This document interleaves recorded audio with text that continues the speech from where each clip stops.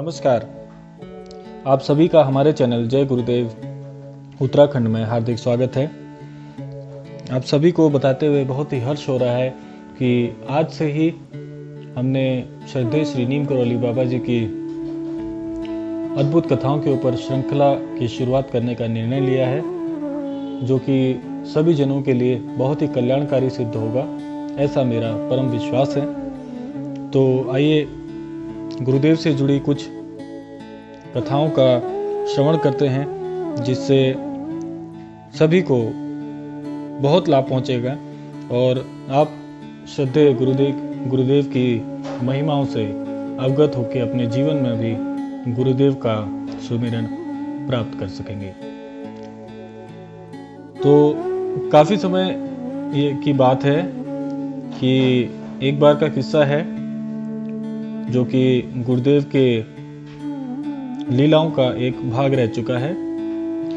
ओंकार सिंह नामक एक भक्त, जो कि आपने कई कथाओं में भी इनका जिक्र सुना होगा, तो ओंकार सिंह नाम के गुरुजी के बहुत ही परम भक्त हुए हैं। वे अपने मित्र हरिराम जोशी के साथ बरेली से लखनऊ लौट रहे थे। रोजा, जो कि शाहजहांपुर से कुछ पहले, इनकी कार के आगे एक जलता हुआ पेड़, बहुत ही आप ये समझ सकते हैं कि पेड़ इतनी बुरी दशा में था और जलता हुआ उनकी गाड़ी के सामने आकर बहुत ही जोरदार ध्वनि से गिरा और उसकी जलती हुई डालियां जो थी वह गुरुदेव की कार से टकरा गई। ओंकार सिंह जी, जो कि कार में गुरुदेव के साथ सवार थे, उनके मुंह से जो है चीख पुकार निकल गई कि महाराज जी, अब तो हम गए महाराज जी। इतने बड़े हादसे के बावजूद इस प्रकार की पेट्रोल टंकी में ना तो आग लगी और ना ही किसी व्यक्ति को खरोच आई, क्योंकि स्वयं गुरुदेव जिस वाहन में सवार हों तो वहां पर किसी को खरोच कैसे आ सकती थी। तो यह किस्सा बहुत ज़्यादा जो था वह भक्तों में चर्चित हुआ, चर्चा का विषय भी बना। और जितनी भी सवारियां गाड़ी में सवार थी गुरुदेव की, क्योंकि अगर आपने देखा भी होगा कि गुरुदेव अपनी एक एम्बेसडर एक कार हुआ करती थी उस समय, उसमें ही एक जगह से दूसरी जगह जाया करते थे। तो यह विषय बहुत ज़्यादा चर्चित रहा और ओंकार सिंह जी ने कई लोगों के साथ इस जो वाक़या है इसको साझा भी किया। तो आप इस बात से यह अंदाज़ा लगा सकते हैं कि जो संकट मोचन जिन्हें कहा जाता है, संकट मोचन यानी कि संकटों को हरने वाले, ऐसे जब महाराज जी उस वाहन में सवार थे तो कैसे किसी को खरोच आ सकती थी।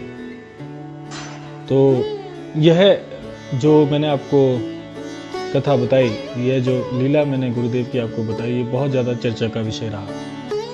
तो आइए एक और ऐसी ही चर्चित जो लीला है उसकी ओर आपको लेकर चलते हैं। कहते हैं कि परमेश्वर, यदि आप किसी भी मनसा से परमेश्वर का ध्यान करते हैं और परमेश्वर को मनाने का प्रयास करते हैं, तो आप निश्चित तौर पर अपनी जो मनसा है उसको परमेश्वर से मनवा सकते हैं। तो ऐसा ही जो दयालुता से पूरा प्रभावित जो मन था, वह ऐसा हमारे गुरुदेव के पास भी था। बाबा बहुत दयालु हैं। आपने अक्सर भक्तों के मुख से ये बात सुनी होगी और यह बात 100% बहुत हद तक परम सत्य है कि जिस पर गुरुदेव की कृपा हो जाए तो उसका जीवन स्वतः ही संवर जाता है। तो इस बात का जो है हमारे इस अगले जो गुरुदेव की लीला है उससे प्रत्यक्ष रूप से नाता है। आइए सुनते हैं कैसे गुरुदेव की कृपा जिस पर हो जाए उसका जीवन सार्थक हो जाता है। तो उत्तर प्रदेश में आईजी पुलिस की नियुक्ति पर विचार हो रहा था और उस समय श्री गोविंद बल्लभ पंत जी मुख्यमंत्री थे और डॉक्टर शंभुनानंद गृह मंत्री थे। तो महाराज जी के एक बहुत ही परम भक्त हुए हैं श्री हरिशंकर माथुर जी, जो कि डीआईजी थे उस वक्त। तो लगभग 7-8 साल डीआईजी उनसे वरिष्ठ थे। तो एक दिन महाराज जी ने माथुर जी से पूछा, तुमने आईजी का चार्ज नहीं लिया? तो इस बात को सुन के उन्हें बड़ा आश्चर्य हुआ कि आईजी, क्योंकि उस वक्त जैसा मैंने आपको बताया कि उनसे कई जो जन थे वह उनसे वरिष्ठ पदाधिकारी थे, तो किसी भी हद तक उनका आईजी बनना संभव नहीं था। लेकिन जब गुरुदेव के मुख से उन्होंने सुना कि तुमने आईजी का चार्ज नहीं लिया, तो माथुर जी ने कहा, महाराज जी हमसे कई लोग सीनियर हैं, तो हम कैसे बन सकते हैं? यह तो संभव ही नहीं होता। तो गुरुदेव ने उन्हें दोबारा इस बात से कहा कि नहीं, तू आईजी बनेगा, जा चार्ज ले ले।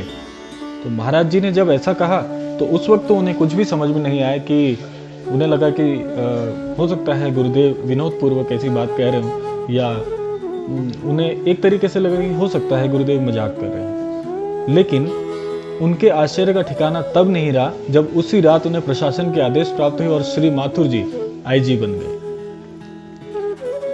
तो आप इस बात से समझ सकते हैं कि ऐसा कोई भी कार्य नहीं, ऐसी कोई भी घटना नहीं जो गुरुदेव के लिए संभव नहीं थी। क्योंकि आपने सुना भी होगा हनुमान चालीसा में, जो चीज संभव नहीं है हनुमान जी उस चीज को संभव कर देते थे। तो ऐसे थे हमारे गुरुदेव, जो कि भक्तों का सारा जो दारोमदार होता था वह स्वयं पर ले लेते थे, और किसी भी घटना को जो कि संभव प्रतीत नहीं होती है वह संभव करना ही हमारे गुरुदेव का कार्य होता था। तो आइए हमारे गुरुदेव का सुमिरन करते हुए आज के इस क्रम को यहीं पर विराम देते हैं। तो पूरे श्रद्धा भाव से आप मेरे साथ दोहराइए, जय गुरुदेव, जय गुरुदेव, जय नीम करौली महाराज, जय नीम करौली महाराज।